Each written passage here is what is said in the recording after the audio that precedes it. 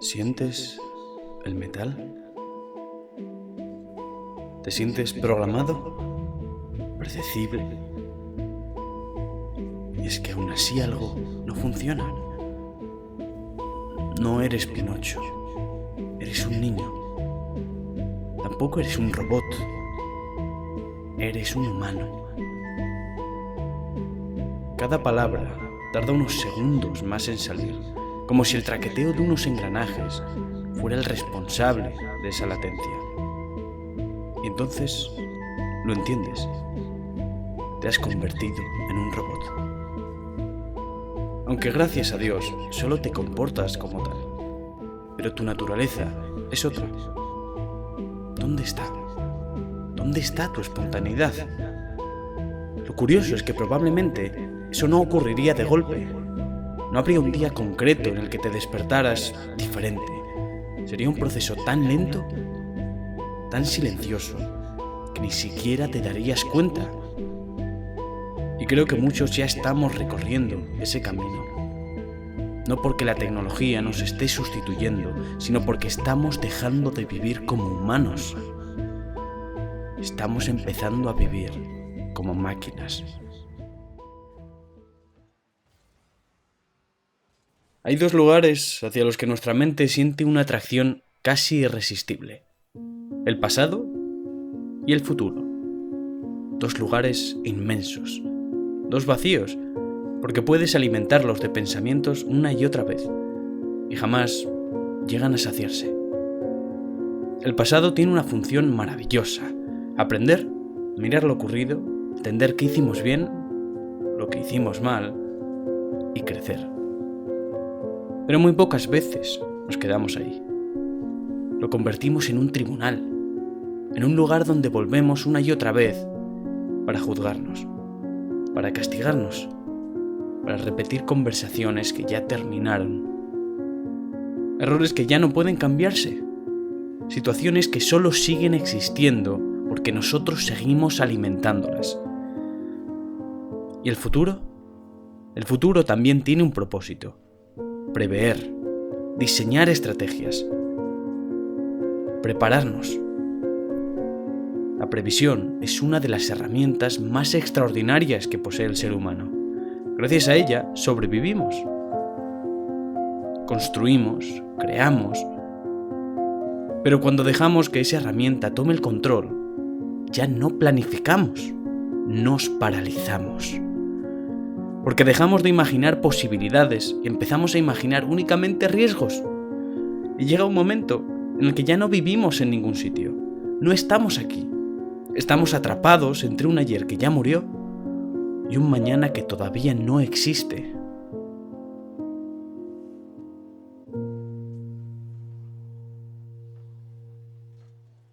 Piensa en un deportista de élite. Está jugando la final más importante de su vida. Tiene delante una oportunidad clarísima, pero lamentablemente falla. Un error enorme. Uno de esos que salen repetidos durante semanas en televisión. Objetivamente, ese fallo ya ha terminado. No existe. Ha durado un segundo. Pero ahora ocurre algo mucho más peligroso. El deportista deja de jugar el partido para empezar a jugar contra su propia cabeza. La siguiente jugada ya no reacciona. Calcula. La siguiente duda. La siguiente recuerda el error anterior. Y sin darse cuenta, ha añadido una pequeña latencia entre lo que siente que debería hacer y lo que finalmente hace.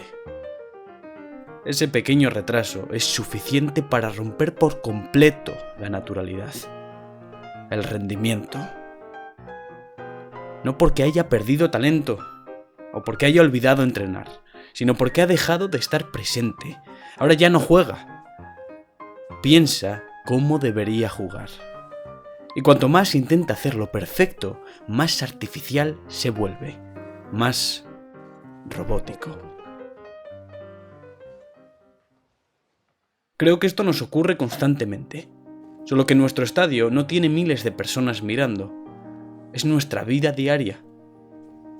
Una conversación, una entrevista, una cita o una comida familiar. Queremos responder bien, caer bien, decir exactamente las palabras correctas. Pero mientras nuestro cerebro analiza 20 posibilidades diferentes, la conversación ha seguido adelante. Hemos llegado tarde, no porque no supiéramos qué decir, sino porque intentábamos encontrar la respuesta perfecta. Existe algo curioso.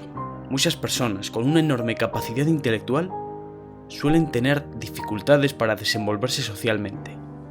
Y creo que muchas veces no ocurre porque les falten herramientas. De hecho, tienen demasiadas. Imagina que delante de cada decisión aparecen 10 caminos posibles, o 100, o 1000.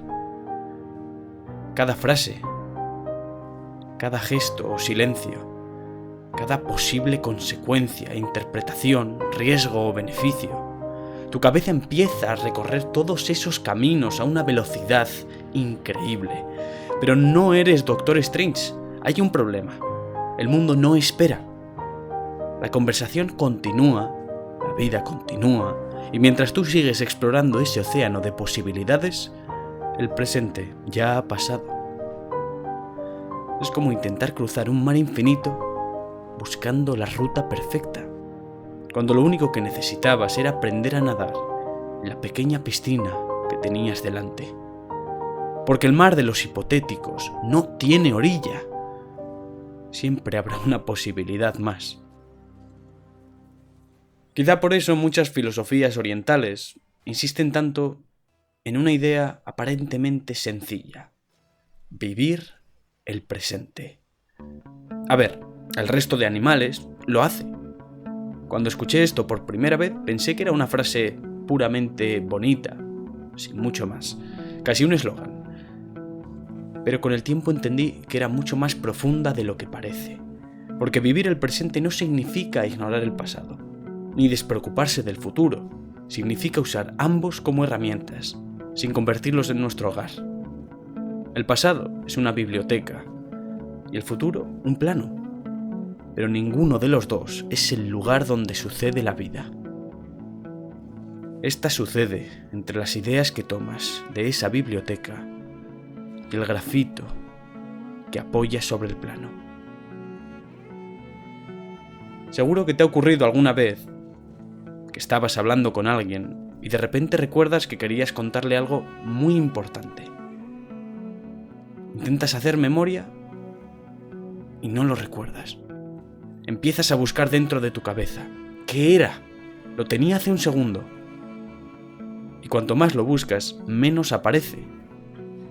Hasta que dices: bueno, ya me acordaré. Vuelves a la conversación, te olvidas y 2 segundos después aparece. Como por arte de magia. Pero es que no es magia. Simplemente has salido de ese estado de robot. Mientras estabas intentando recordar, habías abandonado el presente. En cuanto volviste a vivir la conversación, tu mente encontró solo aquello que buscabas, como si hubiera estado trabajando en silencio todo ese tiempo. Y creo que ese ejemplo dice muchísimo sobre cómo funciona nuestra cabeza.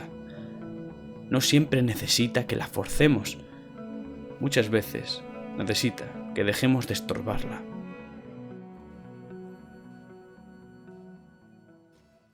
Me es inevitable que todo esto me recuerde a uno de mis libros favoritos, El guerrero pacífico, de Dan Millman. Cuenta la historia de un joven atleta, obsesionado con alcanzar el máximo rendimiento.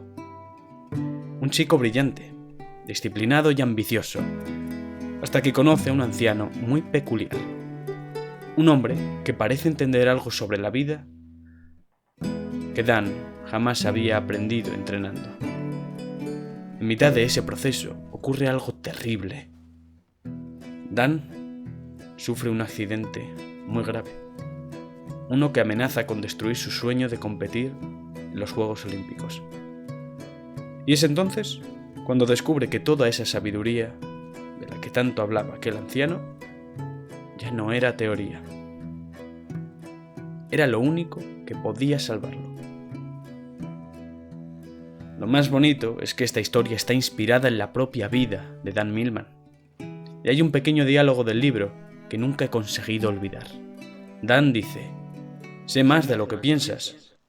Y el anciano responde: «Y piensas más de lo que sabes. El conocimiento no equivale a sabiduría». Qué frase tan sencilla, y qué difícil resulta vivirla. Porque llevamos siglos acumulando conocimiento, pero la sabiduría no consiste en almacenar más información, consiste en saber cuándo dejar de pensar, para empezar a vivir.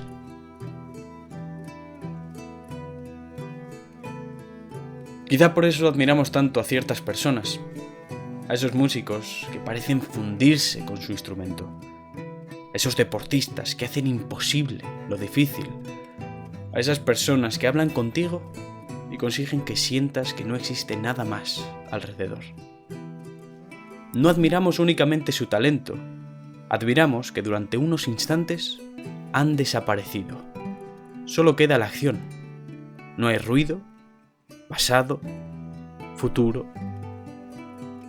Solo existe este momento.